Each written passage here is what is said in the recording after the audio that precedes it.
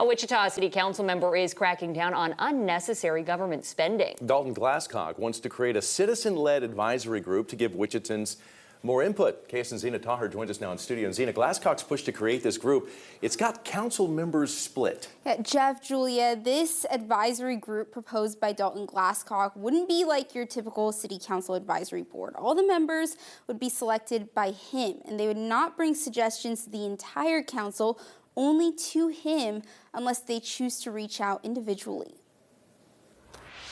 His own advisory group on budget. I want feedback from all community, and so for me, I just want to be able to give them budget documents, give them our ordinances and regulations. Glasscock says 40 people have reached out to him so far to join. I want the citizens to lead this. This isn't me leading this, and I want them to hold me accountable. Councilmember J.V. Johnston in support of Glasscock's move, saying an advisory board couldn't hurt as a budget deficit looms, saying, quote, "We need to look at ways to be more efficient and cut the budget."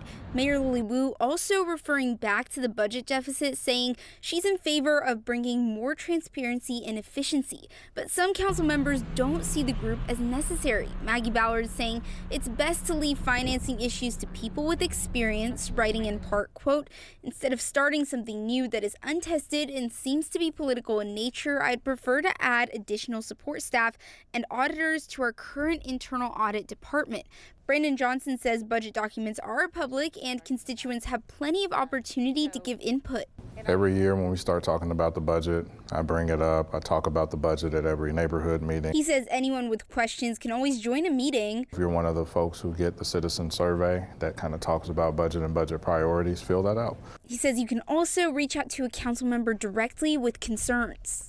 The advisory group Glasscock is proposing would be a group of citizens he says would advise him personally as opposed to the entire council. He doesn't have a number of how many people he wants on the board yet. He says 40 people have already reached out. Anybody's welcome. Originally, it was just asking people to help give me advice, and so looking forward to seeing how that develops now that there's more interest. And so it may be adaptive, and we're trying to see what will work best based on the amount of people that have shown interest. Glasscock says the board is not limited to people in his district. He doesn't have an exact timeline for when he wants to set it up, but he says he wants to wait until after the holidays. We have more details on what other city council members have to say about the advisory board on our website at ksn.com. Here for you, Zena Taher, KSN News 3.